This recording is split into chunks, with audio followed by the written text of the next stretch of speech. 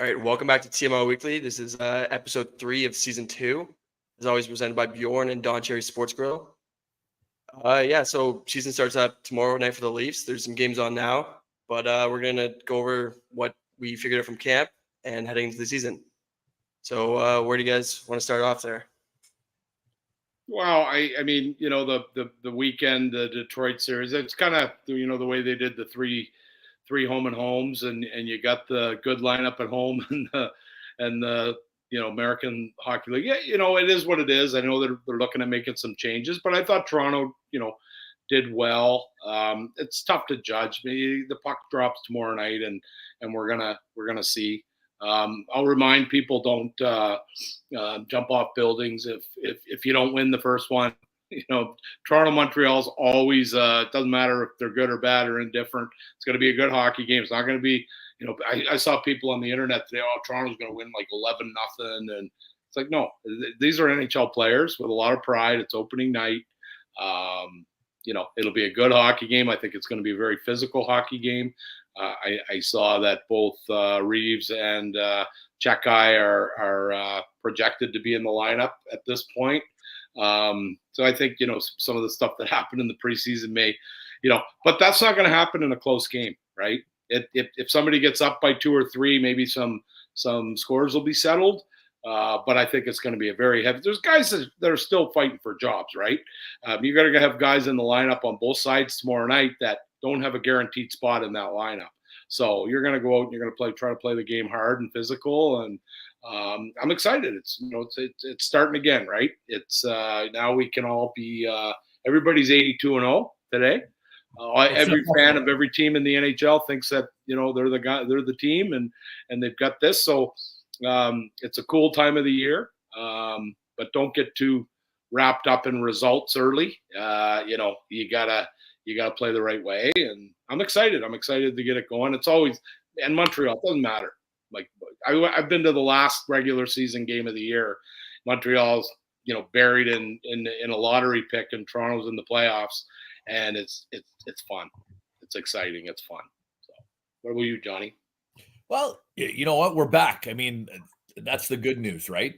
Lots of different storylines that I'm looking at this year. I really want to see how the team does under Berube in a different style and a different approach. Since you're preaching caution, I thought I'd jump in on something. I don't expect it to happen, but if it does, just as a precursor, Matthews has got to see, and there's a little bit of a different pressure, a little bit of a different vibe that goes with that. And so, I know he had 6 goals in 2 games last year to start the season, but if he starts and it's a little slower, let's everybody take a deep breath. He's still Austin Matthews. And remember when Sundin got the captaincy his first year, I think it was 7 or 8 games before he scored a goal. And then, it's Mats and he was fine. Austin will be the same way. So just, you know what I mean? There may be a little bit of 6 goals in 2 games isn't a normal thing. Exactly, right? Exactly. So like let's wait and see. The other storyline that I think that it's gotten a lot of play early on is Nick Robertson, right? Does Nick? So like here's a question. Let's just talk about it.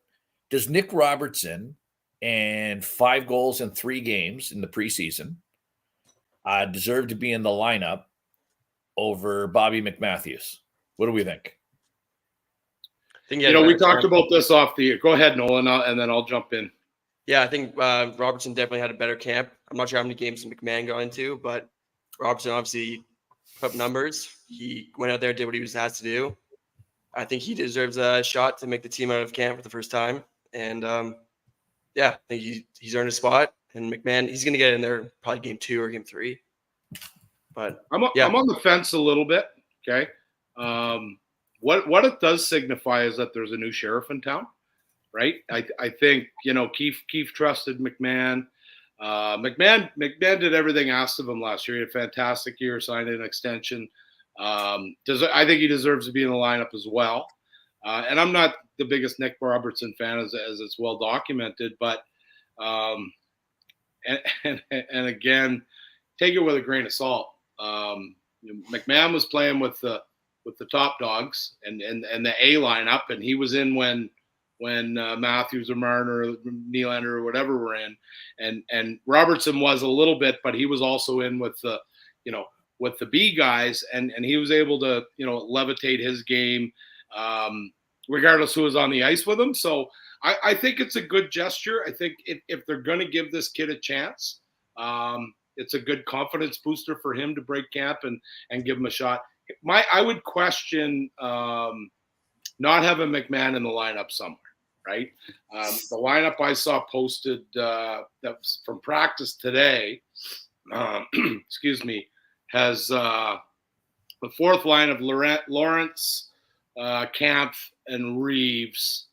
I mean, I'd be fine with either one of those three. Probably not Reeves, just for what we talked about earlier, with some maybe some retribution depending on the score.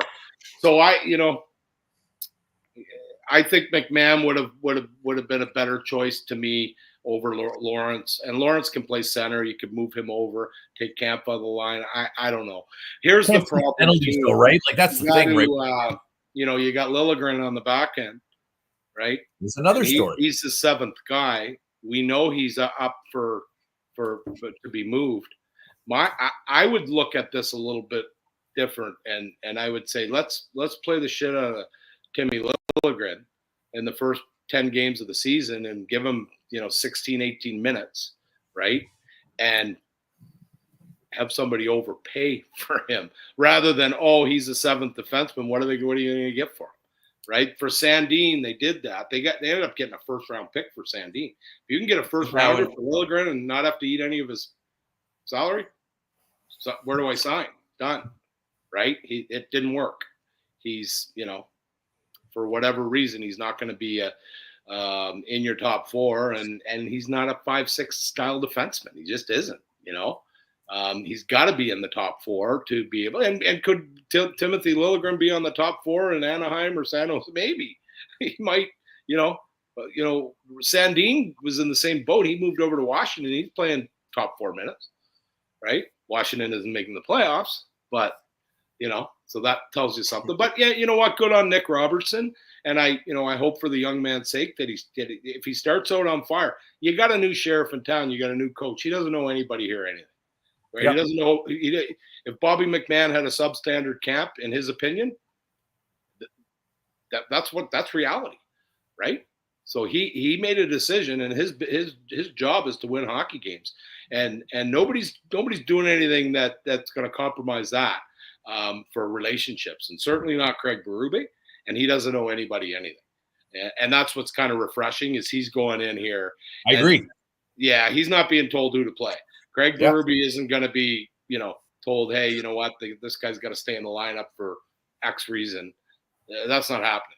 Berube's going to – and that would have been made quite clear when he signed a coach here. As most veteran coaches that have presence, a lot of the guys that played in the league, they're coming in with some – couple of demands, and it's like, hey, you know what, you ever come in and tell me who's in my lineup, we're going to have a problem.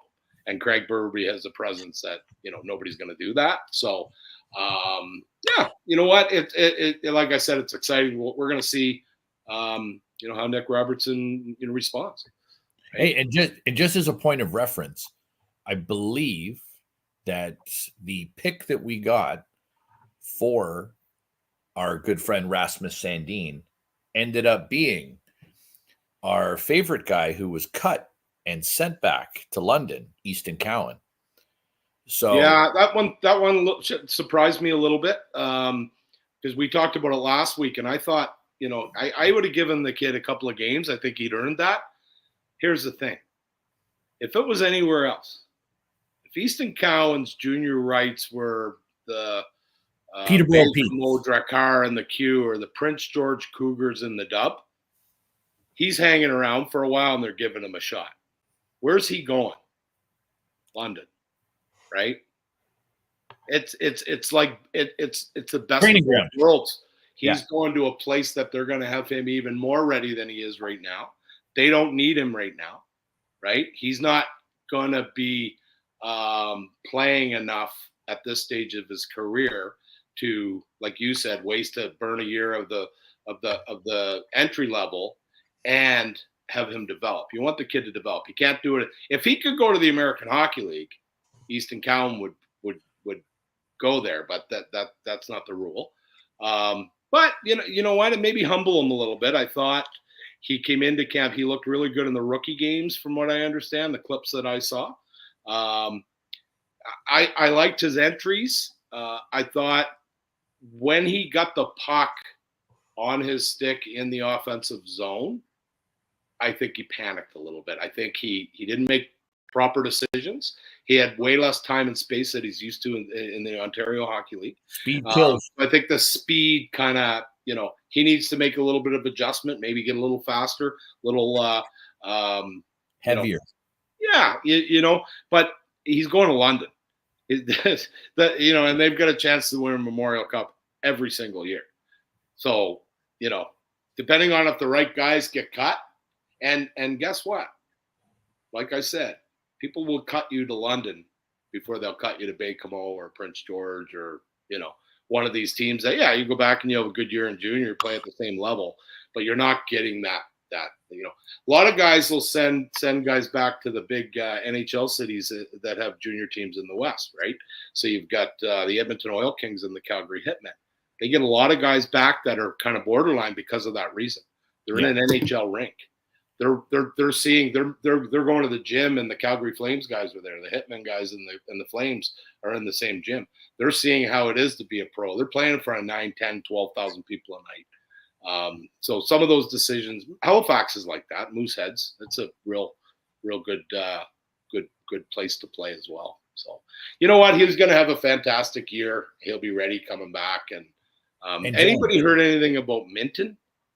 See, ankle. He's still a ways away from my concussed, isn't it? No, ankle. I think he had a high ankle sprain in the. It was in the rookie in that. Right, he got hit from behind by somebody in the rookie game, didn't he? So I mean, here's for me. Here's my take on Easton Cowan. Fraser Minton last year made such an impact that he almost gave you no choice but to keep him up and give him a few games as a look.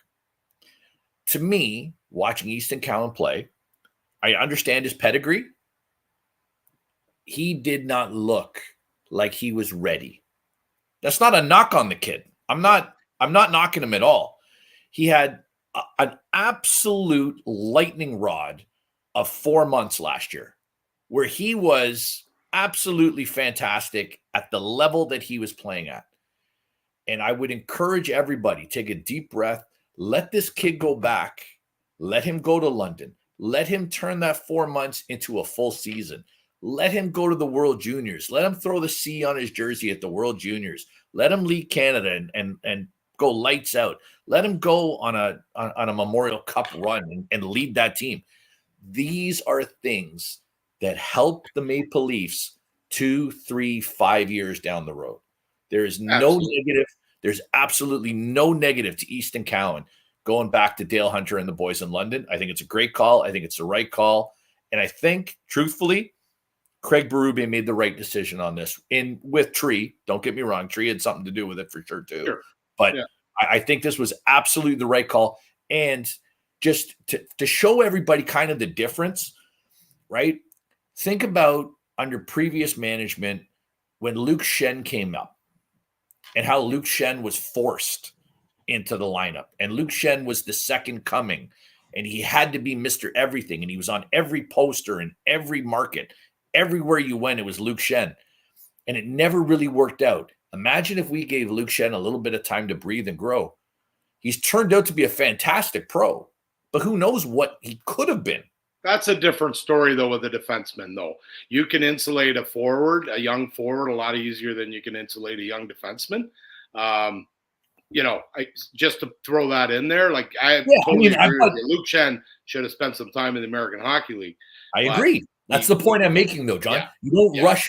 You don't have a guy who you think that highly of and rush him in. I mean, especially defenseman. That's a story for another day. I have a question for you guys, quick. Yeah. So with Cowan, obviously he won Player of the OHL, Player of the Playoffs in the OHL, like all these accolades. What do you think he benefits from going back to the OHL for another year, or has he already proven everything? He had 4 months. It's a good league. It's a real good league to go back to.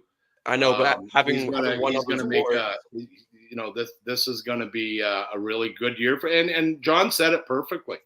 And I hate that I agree with him sometimes, but he said it perfectly.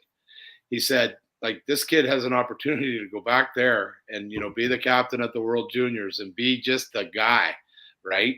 And he'll have a chip on his shoulder. He wanted to play in the National Hockey. Who wouldn't, right? Yeah. He wanted to start making $775 or whatever his deal is. Yeah.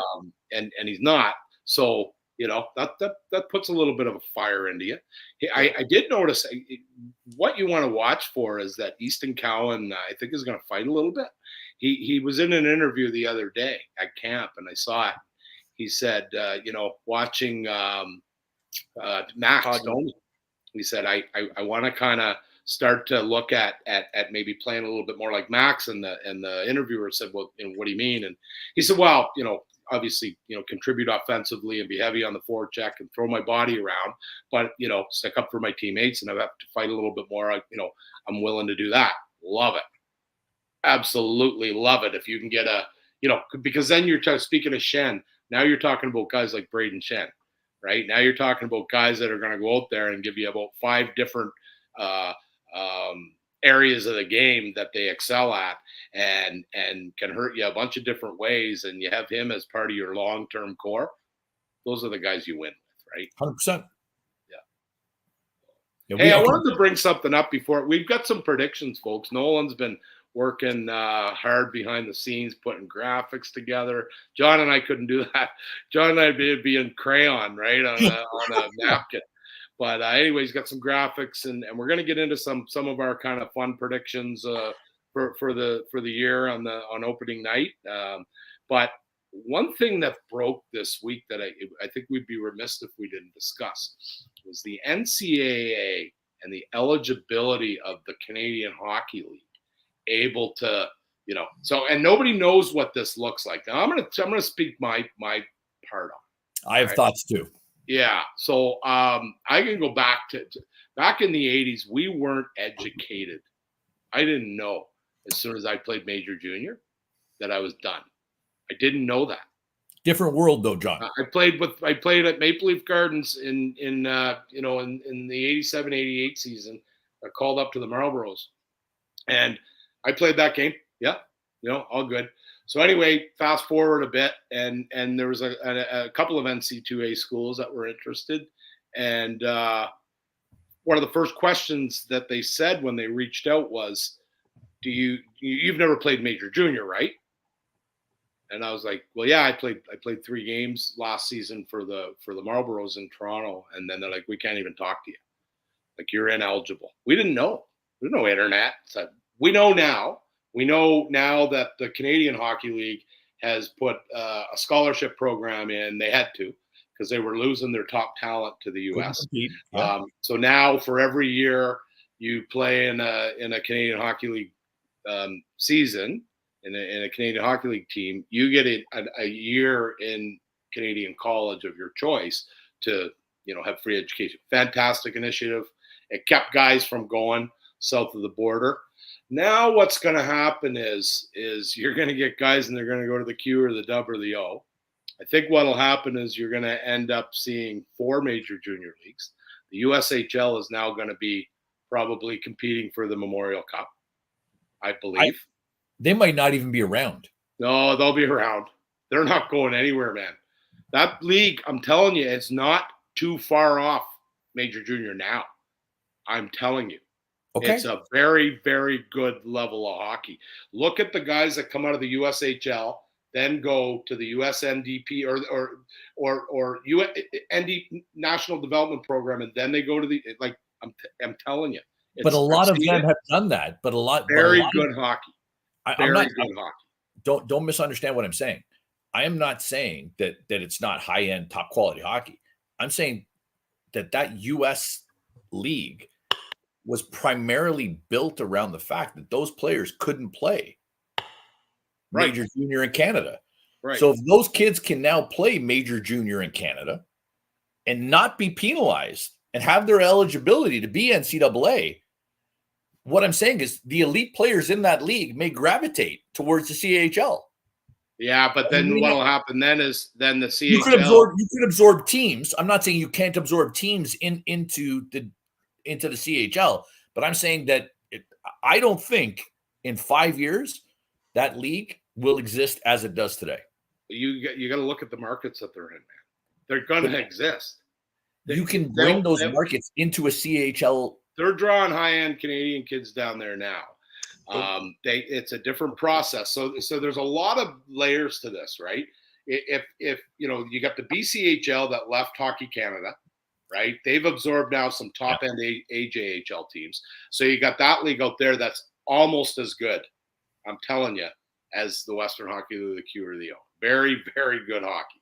Because all those kids are going to. If you look at the Penticton V's roster, it'll say a little logo beside all the players on the roster, and that's where they're committed to go play college. So if there's 20 kids on the Penticton BCHL team, probably 18 of them are committed now, right? And some of them are 16 years old. So, but here's the question though. Here's the real question. The real question though now is, of those kids that are in that league that are committed to D1 schools, right? Which is great. How many of those kids are still committing to those schools if they know they don't have to now? If they know that they have the ability to play? Oh, absolutely. It's going to change the whole landscape of the way things are done. It changes everything. You know who's going to pay the most? Well, now hold on. This is a whole other thing that we need to talk about too, because what I think you're going to find and for those people that don't really follow NCAA stuff and aren't super familiar, name, image, and likeness in the States, there for years and years and years, as an athlete, you could not have any income whatsoever. And there was for those fans that are specifically watching us in the Toronto area, when the Raptors came into existence in '95, UCLA was in the Final Four that year, and there was a player by the name of Ed O'Bannon. And Ed O'Bannon was the guy. Everybody wanted him to be glasses. Do you wear glasses, that guy? Raptors draft pick. That's right. Everybody wanted him. And we took Damon Stoudemire instead out of Arizona that won that year. Everybody wanted Ed O'Bannon. Ed O'Bannon had a fantastic run with UCLA. That's not what Ed O'Bannon is going to be remembered for. Ed O'Bannon is going to be the guy who changed college sports forever. He sued the NCAA because the NCAA had a deal with EA Sports and they were running video games. And he was playing with his buddies and went, "That looks like me. That's got my everything about it is me, but I'm not making any money off of it." They sued. And so 95, 05, 15, here we are 25 years later. And college athletes are now able to capitalize on their name, image, and likeness. So if you didn't know that, that's kind of the background of kind of where. Yeah, no, for sure. I did know he was instrumental. And now, I mean, you see it. Like, you've got agents coming in and trying to renegotiate. The guy gets 4 touchdowns in a game and they're trying to get more money. And it's nuts. So I could tell you, just as an example, those people that know me know I'm a huge University of Nevada, Las Vegas guy. That they're my team.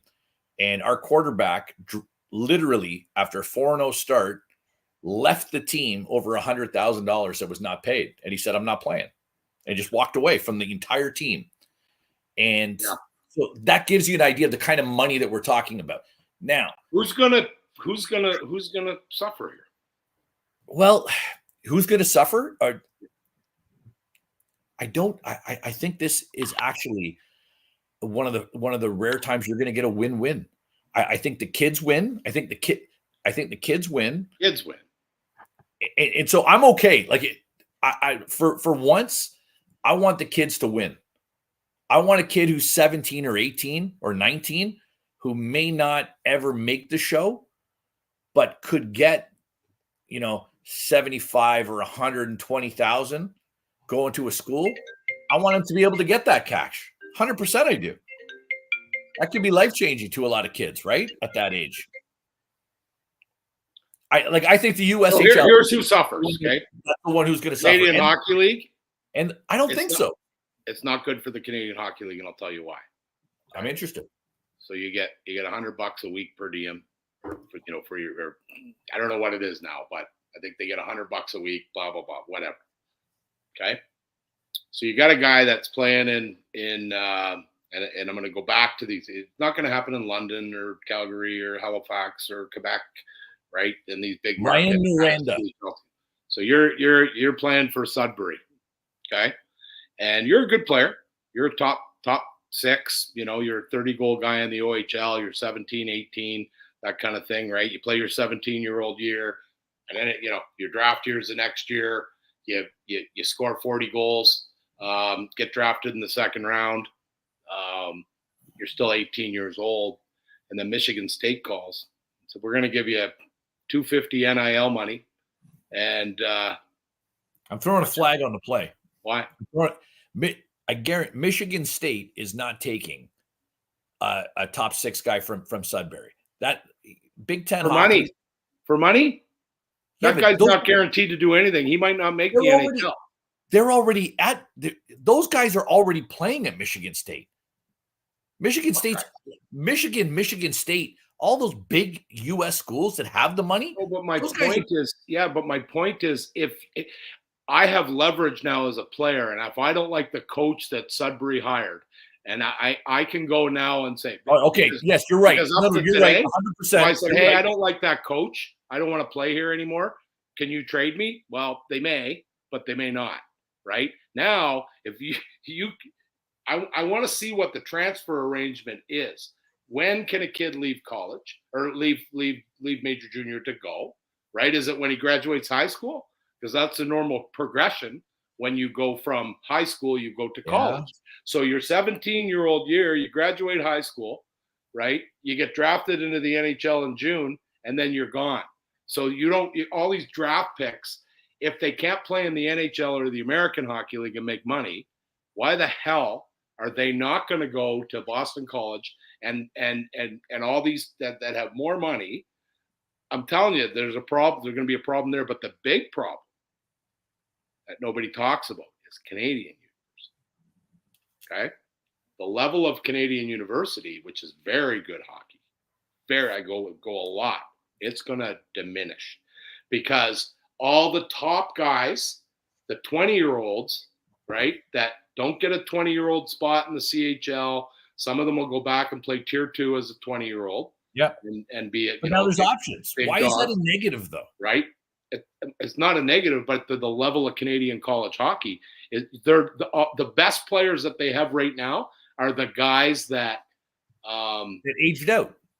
They age out. Maybe they were drafted. Maybe they've been to a couple of camps and they can't cut it. They're down on the coast, running around the coast for $500 a week, fighting and carrying on and this and that. And they smarten up and say, okay, I'm going to go play for UNB or Brock or whoever it is. Or wherever, right? Yeah. Those are their top end guys. Okay, so I'm going to go out on a limb. Those top end guys are going to go and fill spots at Huntsville, Alabama, and Denver. I'm telling you, there's going to be all kinds of I think that's great. I think it's great. Well, I know, but don't you agree with me? Canadian college will suffer because their top tier of players right now aren't going to come here. They're going to be going. I agree. So I agree with you from that standpoint, but I would also say from a revenue standpoint and an interest standpoint, nobody cares about Canadian university hockey. Nobody cares. Product. Do you watch it at all? Do you go to the Guelph games at all, Noel? No, I went to a Brock first Guelph game a couple weekends ago, but it was just it's good. I like the level. I mean, out here is a real good league in Atlantic Canada, like UNB. They didn't lose last year. So I'm going to give you a snobby GTA version. Yeah. Okay. No one cares. Brampton can't draw. Mississauga can't draw. Oakville can't draw. Like Whitby can't. Like none of. If you're in this area, nobody's interested. And again, I'm not knocking the quality of play.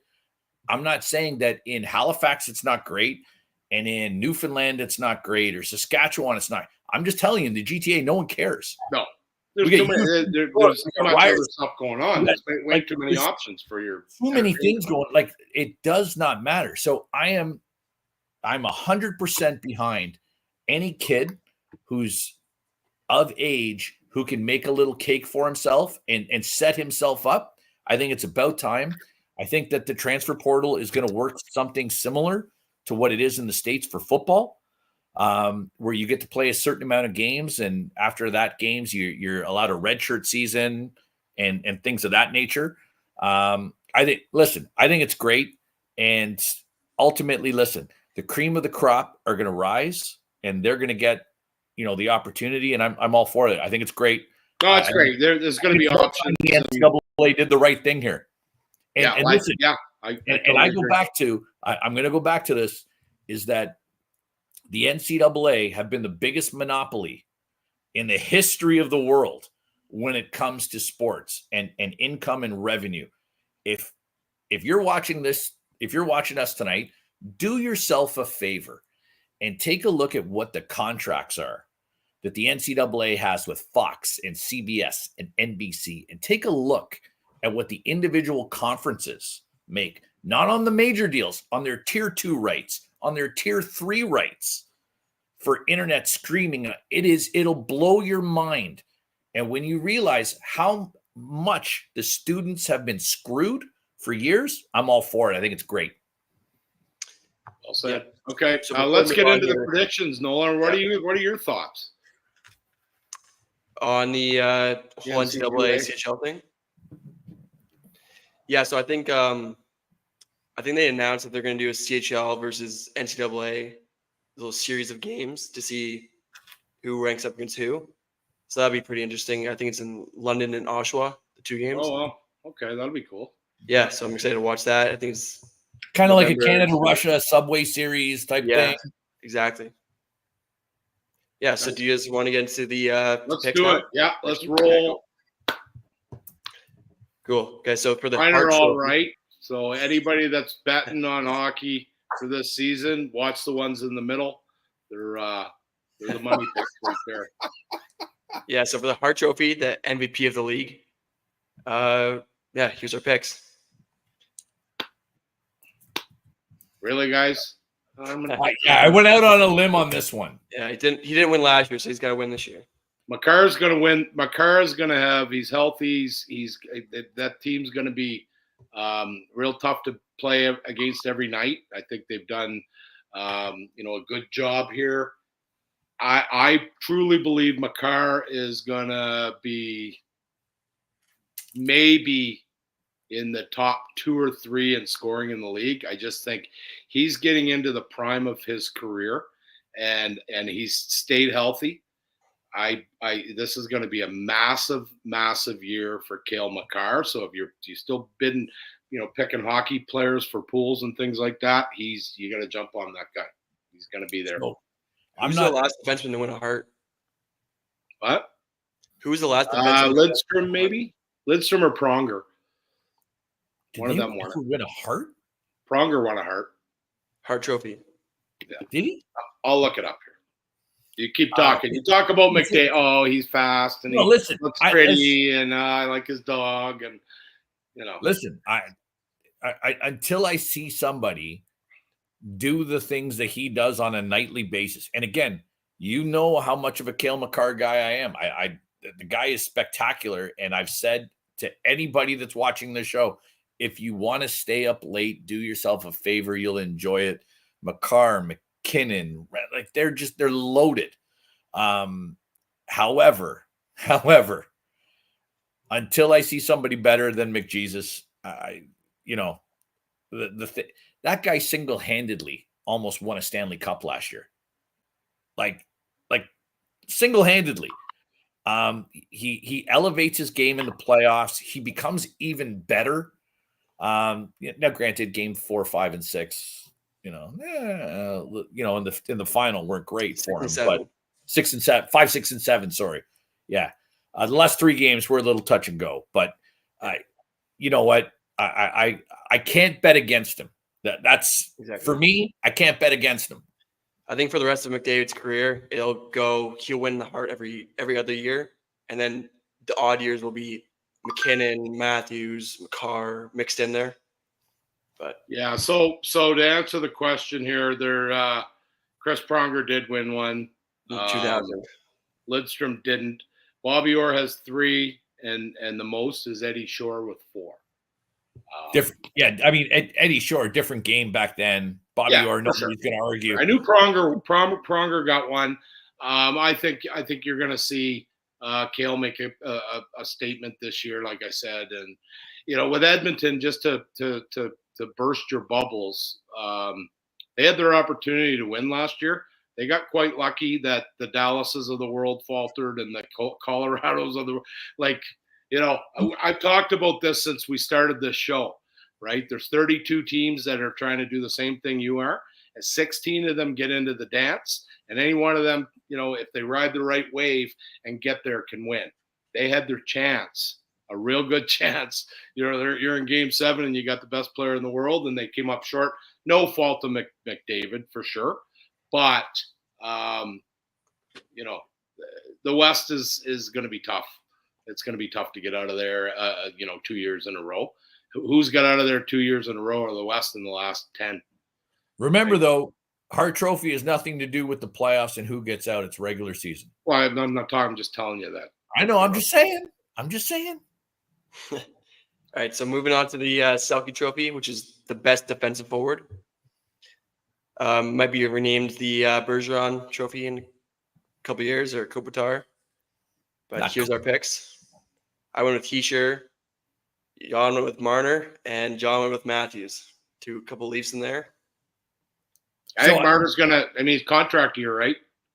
I think, and my other choice was Matthews. I think they're both underrated in that part of the game. I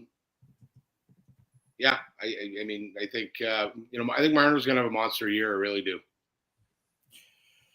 So listen, I look at Austin Matthews and I see a guy who, if you look at him from 3 years ago to the player that he is now, they're two different players. Absolutely, fundamentally. He's led the league in blocks. He's the guy is, he does everything. He really does. And so, I think he should have already won the trophy once and got robbed. I agree. There is nothing that I don't like about Austin Matthews' game defensively. He is really rolled into, in my mind, and again, different players do different things. In my mind, he's the best all-round center in the game. Yeah, well said. What about Nico Hischier, Nolan? Yeah, so as you guys are going to find out through my predictions, I'm pretty high on the Devils this year. I think have you learned nothing? Have you learned nothing? But I like bringing Markstrom, finally having a top goalie since Brodeur left. And then the defense, getting Hamilton back was huge. Pesce, Dillon, Luke Hughes will take a step forward. Hughes will be healthy this year. I just think the Devils are really good this year, and I think Hischier is going to be a good two-way forward right behind Hughes. Doesn't have to be as offensive, but that's my take. No, I don't disagree. Before we go to the next one, I know we didn't vote on the Lady Byng, which is the most gentlemanly player. There's a story circulating that they're going to change the name of that to the Goudreau Award, and I would absolutely. Lady Byng's 100 years ago, but I don't like it. He's won it, and the stories that are coming out about Johnny Goudreau and the type of person he was, and gentlemanly. I think it would be a fantastic tribute if the NHL did that. And call the most gentlemanly player the Goudreau Award. I think it would be fitting. I don't like it. I listen. I am not taking absolutely anything away from Johnny Goudreau at all. Johnny Goudreau was a fantastic hockey player, and the circumstances around it are tragic on every level. But I don't think you throw away years of history and lineage because of a tragic situation. And again, I'm not saying that you don't make a change 7, 8, 10, 12 years Who's down. Lady Byng? I have absolutely no idea. Exactly. But John, that has absolutely nothing to do with anything. So if my little guy comes up to me on the awards night and he says, "Who's Lady Bing, Dad?" And I got to go on my phone and I got to Google. Oh, it was somebody in the whatever, right? There's no history there. It's no different with, people are talking about the Rocket Richard, award, and maybe the top scorer, the Art Ross, should be the Wayne Gretzky. Times change, right? So if my son came up to me, or my son's son in 20 years comes up and says, "Hey, what's the Goudreau Award?" He can say, "Hey, you know what? It was a great blah, blah, blah, blah." I like it. I like the change. I like the traditions. Don't get me wrong. I think it's reactionary, John. I think it's reactionary. And I don't think there's enough time. If it was reactionary, it would have been done now. It's Well, something that I know that's in about. discussion. They've talked about it. So obviously they're going to look towards maybe doing something. I think that would be low-hanging fruit, in my opinion. But I get it, the traditionalists. But my point is, I don't know who that. I know who Jack Adams is, right? I know the stories of Jack Adams, but I don't know anything about Lady Bang. I just don't. So would that be something that you might want to maybe? The Selke, I've talked forever about that. Maybe should be the Bob Gainey Award, right? Frank Bob Gainey. What did Frank Selke do to lose the award? Yeah. Frank Selke didn't do anything wrong. He just got too old, man. He got too old. People don't, I can tell you stories about watching Bob Gainey play, right? And I'm 55, right? Who can tell a story about Frank Selke? What does that have to do with anything? Whether you can tell his story has nothing to do with whether or not you were so good that they named the award after you. Yeah, but there's been people better. That's my point. Wow, man. Different. So Art Ross, who's a traditionalist, scorer, shouldn't be the Wayne Gretzky? I don't know, man. Hold on. Was anybody around to see Cy Young pitch? No. I don't know. No. It's still the Cy Young Award. Yeah. I don't know. The what is the NFL trophy is named after what's his name? The Lombardi Trophy, right? It was named after Vince Lombardi. I don't know. Should it be called the Bill Belichick Award now because it's recent and he's won a lot? I don't know, man. I'm not down for that. I like that the award is the award, and yeah, that's what I'm sticking with. I'm sticking with that. I'm not in for your newfangled rules. Okay, so moving on to the Vezina, which goes to the best goalie of the year. Here's our picks. Look at that. Everybody was somebody different too, eh? Yeah. So we have Markstrom, Shesterkin, and Onger. Why don't you guys explain yourselves? Mine was a safe pick. I think he's going to play 60 games. That's a good team. It's a safe pick, right? I always would like to pick a Toronto. I don't know who's going to be the number one goalie. It could be if we had to pick a team goaltending, I probably would have gone with Toronto because I think they're having a good year. But as far as one guy, I got to go with Shesterkin because he's most definitely he's in a contract negotiation. Did you hear about his contract offer? Okay, so hold on. I think we need to talk about this because if what is being reported is true, turning down $88 million. Whew. Biggest contract offer to a goalie ever. Turn it down. Well, not much more than Bob makes though. He gets 10, right? The cap's going up. He knows it. His agent knows it. And the New York Rangers own. You have to decide if you want to have a real good goalie locked up for 8 years, right? And that's going to be the price. That's what he's going to want. That's what he's going to want. And so we were talking about this in the group chat today on a couple of contracts. And if you're watching now and you're going man, that's a lot to pay a goalie. Just remember, we've all become accustomed to the COVID world where the contracts are, the cap's not going up and the contracts are what the contracts are. And, $5 million players are now going to be $12 million players in the next 7 to 8 years. Right. And that's just the way it is. It's hard to argue with Shesterkin. I'll be honest. I had a tough time with this one because I really believe Vasilevsky's the best goalie in the world. And So I had a tough time not taking him. Then I think Swayman is probably like right there as the next guy up. But I didn't know what the contract status was going to be with Swayman and Ottinger. You know what? I'll be honest with you. Every time I watch Dallas play and every time I see Jake Ottinger play, he steals games like no goalie I've ever seen. Like Jake Ottinger is just some of the stuff that guy does with the lineup and the defensemen and everything and the way they play running. I love Jake Ottinger. I think he'd be a surprise pick. Don't get me wrong. He's a bit of a wild card in this, but I think with the way I picture Dallas playing this year, if Dallas is going to have the year that I think they're going to have, Jake Ottinger is going to be the reason. Is Ottinger Canadian or American? American, unfortunately. They're going to be pretty stacked for this. Yeah, Ottinger, Demko, Hellbuck, Swayman. Yeah, that's your Demko may never play again, so we don't have to like Canada might take two of their cuts. Yeah, right, and Russia too. Canadian Hill, you know, Russia has Shesterkin, Vasi, Sorokin, and Bobrovsky. It's too bad that Russia can't play. Well, Olympics maybe, but they may be able to figure it out by the Olympics. If they don't play for Russia, they'll be a unified team, and you know, I don't know.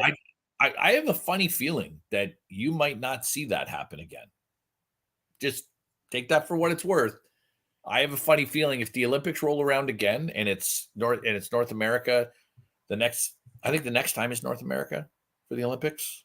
Yeah, I think it's Paris. I think it's a couple over there, and then not Paris.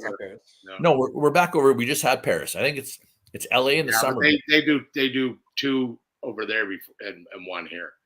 I mean, we haven't had anything since. It's in Italy. Italy's the next one? Yeah, the Winter Okay, Olympics. well, that's close enough time zone wise. I'd imagine they do that. Yeah. No, anyway, yeah. I mean, you know, we'll see. That'll be a whole. Okay, so hold on. I'm sincerely curious about the Markstrom pick. Yeah. Based on what you saw in Calgary last year, what leads you to believe he's going to be the best goalie in the league? Well, Calgary last year, they were terrible, and he's still above average goalie.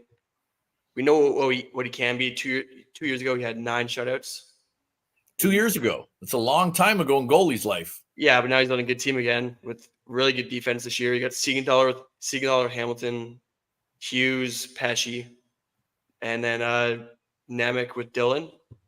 It's a really good decor. You got Shell and Keefe going to help him out there. And then, like I said, Heater's going to be best defensive forward in the league. Shell, you know what? When Sheldon is your X factor, I feel okay. I know. I'm just messing with you. Yeah, I mean, you know what? Let's face it, guys. It's, you know, we've all looked at is this the best goalie in the league award? No. Is this a really good goalie that plays a lot and is on a good team award? Yeah. Yes. Right? Yes. You know, Carey Price wasn't winning Vezinas when Montreal was, you know, but we all agreed that Carey Price is probably the best goalie in the league. Right. You know, so, you know, this is your benefit from your surroundings for this award. Let's face it. Martin Brodeur had pretty good defensive core and defensive structure in front of him. And that, you know, not that I don't think Martin Brodeur was a good goalie. He was a great goalie, but his numbers were pretty fantastic based on his surroundings. Had he been drafted by the Anaheim Ducks instead of the New Jersey Devils and went there, you know, at that time, it might not have had the career that he had. Separate note, how cool was it to see Martin Brodeur's son in goal for New Jersey? Yeah, great. I thought that was super cool. Yeah, I was crying. I was in the corner. I was really All right. What do we got next? If you throw him a bone, I don't think there's any chance he plays there ever. No. He's a minor. No, but you know what? Cool, yeah. And I think Marty's part of the front office there now. First class thing to do. Yeah, for sure. So here's a trophy coming up here that gets a little bit of criticism because doesn't go to the player you think it should. It's the Norris Trophy, which usually goes to the highest point scoring defenseman. Which, as a defenseman, you should go to defenseman. I don't know. Because when Eric Carlson won 2 years ago, everyone debated it because he was on a really bad team, wasn't good defensively, and won the best defenseman. I think there should be another award. I think Yeah. there should be a defensive defenseman award. Yeah. That for a guy that blocks shots and plays 25 minutes a night and gets a shit kicked out of him every single night and dresses the next day and does the little things and gets the puck out and there's You mean like Drew Doughty? Right? There's Like Drew Doughty? intangibles. It's not, hey, you know what, he had 100 points. Jacob Slavin, Chris Tanev, those kind of guys. Yeah, absolutely. I think there Drew should Doughty, be who's at like 800 years old, still plays 25, 26 minutes a night. Yeah. Those are the guys that, and they need to be recognized. I mean, there's just so much skill from the back end now. Yeah. That, it's tough to tell a guy like Hughes or Makar or, Yossi, guys like that. It's hard to tell those guys, hey, you're not, we're not going to give you the Norris because Chris Tanev blocked 50 shots more than anybody else when you have 100 points, right? Yeah. It's, you're in the top 10 of scoring in the National Hockey League as a defenseman. You're probably gonna, You're gonna win. I think that, I think you have a defensive forward and you have the Hart Trophy. So what's the difference? You get a right? defensive defense. I agree. That's a fair point. Okay, so here's our picks coming in now. No surprises here. It's going to be the Kale show at the awards next spring. And to be fair, John, no one would be shocked if it was the Kale show, right? Like if we're being honest, I don't think any of us would be blown out of the water if Cale Makar has a knockdown, drag him out year, leads his team all the way to the top, and wins everything. I don't think anybody would be surprised. Is that fair? Oh, for sure. Nolan, we're all in agreement, right? Yeah, I'd say he's the best defenseman in the league right now. So there's a number I always keep in mind when I think about prime, and I think it usually starts around 26, 27, depending on the maturity of the player and maybe the situations that the player's been in. Kale's 26 now, and he's been relatively healthy, So and he's not he's not playing on a bad team, right? He's got they're loaded. He's loaded, right? So they're gonna win a lot of hockey games. He's gonna play a lot. Yeah, I just feel, obviously barring injury or but I think Colorado is gonna be a wagon in the West, absolute wagon. So I'm not going to surprise anybody here. If anybody saw the top 10 I put out or top 50 I put out this year, Roman Josi was just outside my top 10. I absolutely love everything about Roman Josi. There is not one thing about that guy's game that I don't love. He would be the number one defenseman on maybe every team except Colorado in the league. And I would even include Quinn Hughes in Vancouver. This year, listen, Nashville and Barry Trotz, they won the offseason. They've got a team that is going to be ready to go. And Roman Josi is the captain of that ship. It would not surprise me to see him elevate his game to another level even further than he already has. I love everything about Roman Josi. I think he's a great defenseman. I think he's great for Nashville. I can't talk more highly about Roman Josi. But before I say anything, this is something I've been thinking about here. And I thought about making a wild card pick. I didn't do it, but I thought about it. Morgan Riley for the Maple Leafs, when he had his best seasons for us, he was playing with a defensive defenseman like Ron Hainsey. He's now got that guy, except a little angrier in Chris Tanev. Would it surprise anybody if we saw the best Morgan Riley this year? Like as a wild card pick? No. Would it shock anybody if Morgan Riley had a career season? No, like Riley had 72 points just a couple years ago. No, I agree. Yeah, I love that. We'd all love that, right? Morgan Riley wins the Norris Trophy. I'm not upset that I picked Makar. No, 100%. But do we all think he's insulated? He's 30. He's in a real good time of his. I think they just had a baby, or they're having a baby, and he's with the bigger kid, yeah. He's in a pretty good spot in his life, and it's a Leaf show, so I thought I'd bring it back. But yeah. just if you're watching us, just remember, Morgan Riley was at his best when he had a stay-at-home guy who could allow him to do things. He hasn't had that the last couple seasons. Right. Now he does. And Chris Tanev's a bit of an angry Ron Hainsey, right? So we got a little bit there.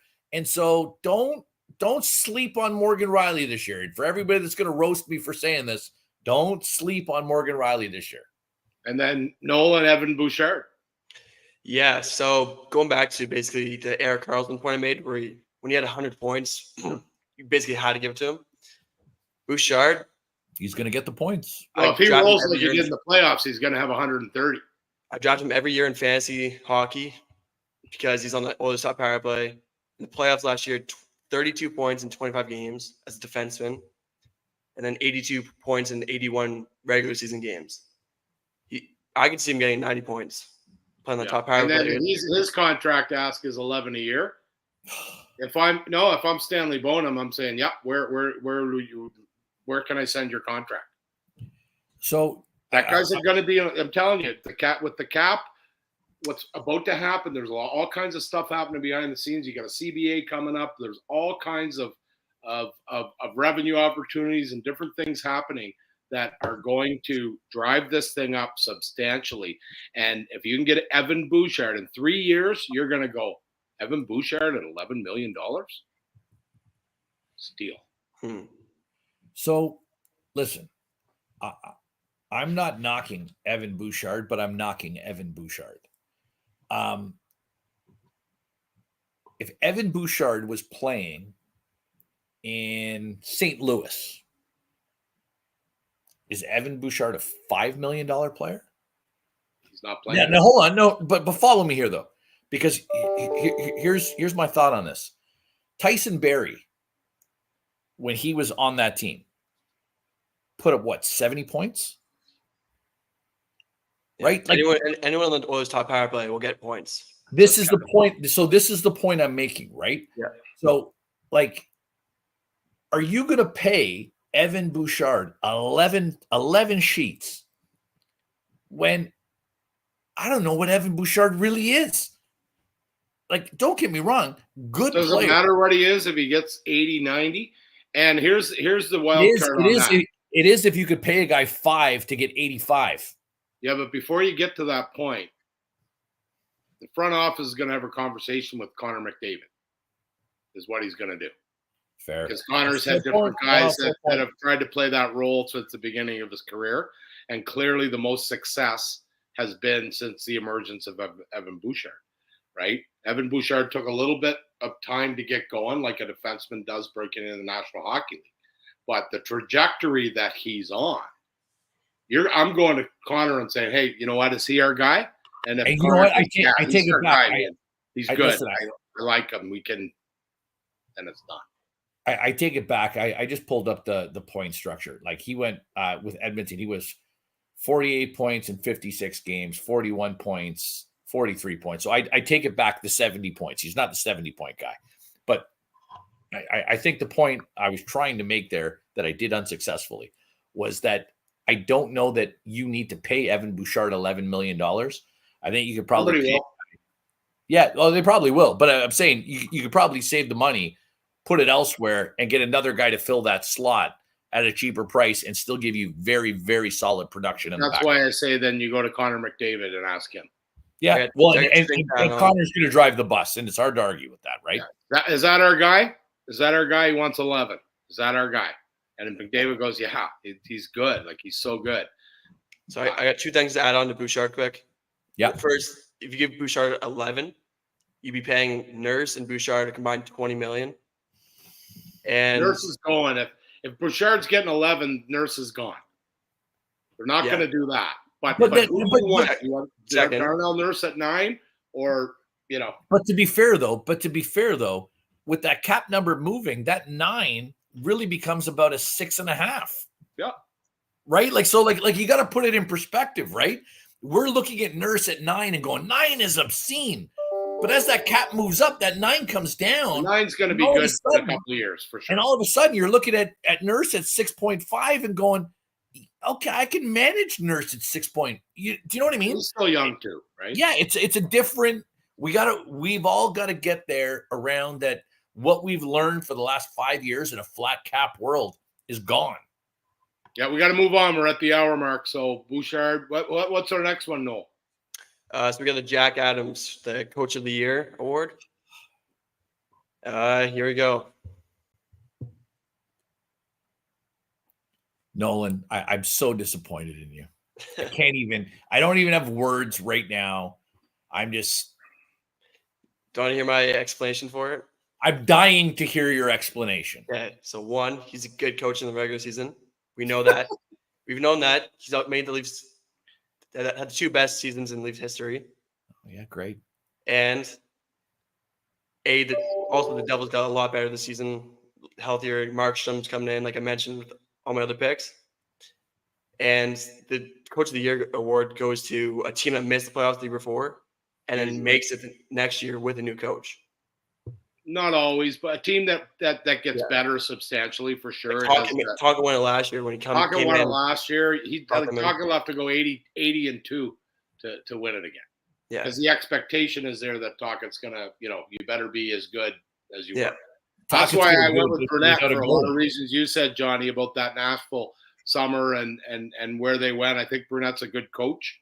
I really do. And I think he's got Trotz, who, in my opinion, I just love Barry Trotz. He took a lot of crappy teams and had success with them over the course of his career. If you dig deep into his lineups, he didn't have the best team, but he got a lot out of them. He's a great ear for Burnett, who played for him at one point. So they have a pretty good relationship. And I think Nashville's gonna jump into a little bit more prominence in the way they snuck in last year, didn't they? Weren't they? Yeah. They play the snuck in after they wouldn't let them go to U2 and won 18 in a row or something like that. Yeah. Right? So listen, I've got a very, very, very soft spot for Andrew Burnett. One of my old bosses, Scott John Vo, one of his best friends is Andrew Burnett. So I toyed with going with Burnett too. I think Rick Tocchet is going to win again this year, and here's why. I don't think Thatcher Demko's coming back. I think that there's bigger things going on in Vancouver with that goalie, and Vancouver is a vastly different team without Thatcher Demko. Listen, we went from a guy who was going to play maybe if you made round 2 in the playoffs last year to a guy who's now not even going to be in the opening night lineup. There are problems with Thatcher Demko that I don't think people are aware of yet. Just my opinion on it. I think Rick Tocchet is a great coach. I look at the player development that he has had. If you look at the guys that we kind of thought, like, what is going on with Vancouver? And then when he got there, Pedersen's and everybody else. I mean, Rick Tocchet is a serious coach. I got all the time in the world for him, but I'll be honest, Johnny, I'm kind of rooting for Andrew Burnett. I'll be honest. I'm picking against myself. By the way, Nolan, I'm disgusted. You've learned nothing. I'm just telling you. I don't want to hear he's never won a division. He's never, ever had a vote for coach of the year. He won the Canadian division. The COVID bubble. Seriously, dude, that's what we're doing. We're doing the pretend division. No, we're doing the pretend division. Okay, we're great. You won the pretend division. You never won a division. And Nolan corrected you. Yeah, well, you're right. He won a pretend division. No, it was a division. It was a real division. A pretend division. Does that division even exist? A real division. It existed once and has never existed again. Dude, it is like, I can't even believe you. I'm so disappointed. I love it. I know you do. Yeah, I'm just. Yeah, maybe this year will be me versus John. Oh, dude, I'll be the innocent one. You know what? Are you picking them? Hold on. Are you picking them in game 2? Oh, we've got. I'm on Team Sheldon. Madison. Madison, come on, Madison. What are you doing? You're killing me, Madison. You're killing me. I'm just. My heart is breaking here. I don't know what's going on. We're apparently New Jersey Devils Weekly. Who knew? So yeah, we already know your reasons, Nolan. You went through them the last 8 picks that you made, the same ones, right? There's all Devils. All Devils or Devils Oilers. all day. Hey, you know what? I love it. I love it because I have them improving. Do we have any more awards? Yeah, the President's Trophy is our last one. So it's the best regular season team. Yeah. I wonder who Nolan's picking. No. I told you I was high on them. I didn't realize I picked this many though. Yeah, you know what? I've said it. Nolan said it. You've said we've talked about these teams already and what we think that they're going to bring to the table. You know, it's one of those stay healthy, right? A good goaltender, you know, that kind of thing. You get that home ice advantage. I think home ice advantage this year is going to be very crucial because I think there's a lot of teams on the up. A lot of teams going to be better. And that kind of leads me to what I kind of want to end up with here. And then I got one more little announcement, but I want you guys to tell me a team that didn't make the playoffs last year that you're going to say is going to make the playoffs. Okay. And one that was in the playoffs last year that will not make the playoffs. I'm going to go to you first, John. Team that made the playoffs last year that will not make the playoffs this year, the Winnipeg Jets. Okay. Yeah, I mean, I could see that. Here's my rationale. I don't believe in their goalie. I don't listen. You guys know I'm not a Connor Hellebuck fan. I understand he's had a great regular season before, and he's done good things in a regular season. I don't believe he's a pressure goaltender. I've seen him, you know, in games look beyond ordinary. And I've seen him quite frankly, blow games that he should have won. I look at Winnipeg, you know, they've got the new coach in there now. And I think Winnipeg is they're a mess. Just my opinion. I know who's going to get in. Who's going to get in that wasn't? Seattle. Seattle. Okay. What about you, Nolan? So for me, gang, take it. I wonder if it's going to be New Jersey. Yeah, the Devils are getting in. That's Devils getting in. Okay, who's not getting in? So somebody's got to come out of the East for the Devils to go in. Yeah, the Washington Capitals got in the playoffs last year with like -40 goal differential. That's a pretty good bet. That's reasonable. I've got something interesting, and I know I'm going to ruffle some feathers with this, but I'm okay with that, right? Florida. I'm going to make a bold prediction here. I'm going to say that either Tampa Bay Lightning or Stanley Cup champion Florida Panthers or both. One of those two teams will not make the playoffs. And quite possibly both. I do not like Florida's defense. I think what they gave up in Ekman Larson, I think, was a big piece to them in the run, and Montour they're gonna miss that kid. And you get the Stanley Cup hangover. There's a lot of teams in the East that are emerging right now. Detroit is ready to make a jump. I think Ottawa is going to be much better. Jersey's going to be better. Buffalo and New York, you never know, right? They've got the personnel there. Buffalo and the New York Islanders have enough players that if they're coached well and they get going, they've got some pretty fiery guys behind those benches, and Patrick Roy and Lindy Ruff. Somebody's got to come out. Right? So I'm thinking, you know, Tampa and or Florida do not make the playoffs. And then I think was going through some rosters for a family hockey pool that we do. And one roster that surprised me the most, and this was done quietly for the most part. I think the Chicago Blackhawks are going to make the playoffs this year. I really like what they did. Hold on. So just to be clear. Yep. Tampa or Florida won't make it. Yeah. But the Blackhawks are in. Yeah. That's bold. I'll give you the points. It's bold. Now we roll here on TML Weekly, right? We got to be a little bit bold. And we got to eat crow when we make the mistakes. But Lock this episode away. Nolan, put it in the vault, right? You got the vault back there at your studio. Yeah, I got them all written down here. Yeah, you got to get it open, get it in there, and then at the end of the year, my friend over here is going to be eating words. Wow, he gets Sheldon Keefe tattooed on his arm because didn't we have a bet that if Keefe, what's he have to do? He's got to win. Win what? Win the cup.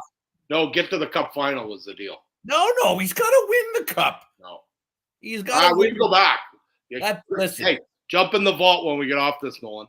I got one more thing to say, and then I'll let you guys say a quick goodbye. We got a Coach Johnny Mack show that's going to be on all these channels here.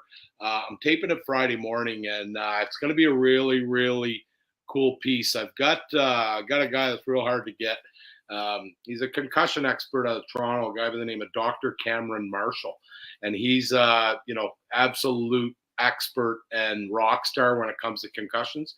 He's got some views on it that will ruffle some traditionalist feathers, and just on how to treat a concussion and how to prevent a concussion, things like that. So we're going to talk the world of head trauma in sports. It's going to air Sunday at 6 Eastern on all these channels. So tune into that one. It's going to be a good one.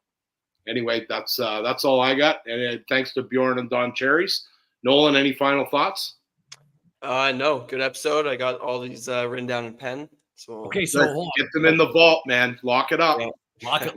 Lock and loaded. So hold on. I think before we go, we've got who do we got this week? We got Leafs, Habs, Jersey. So Wednesday we got in Montreal, Thursday in New Jersey against Kyiv, and then Saturday at home against Pittsburgh and Dubas. Oh, talk about a way to start. So Montreal, talk about a way to start. Montreal, Kyiv, then Dubas. How many points, Johnny? Nolan. Okay, for me, yeah, I'm saying 4 out of 6. I got 5. I'm going 4 too.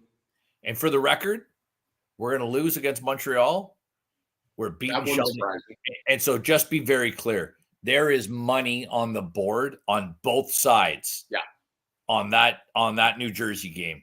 That New Jersey game is going to be titanic. Yeah. Because I guarantee you that Devils team is going to come out guns a-blazing. And remember, they're coming off a 5 or 6 day European vacation. They haven't played. They're going to be, who knows what you're walking into. The Leafs have played the night before. They're going to be tired. It is going to be I think it's going to be a war that night. I really do. Too. Yeah, it's going to be a good hockey game. I'm looking forward to it. On that note, folks, see you next week. Go Leafs, go.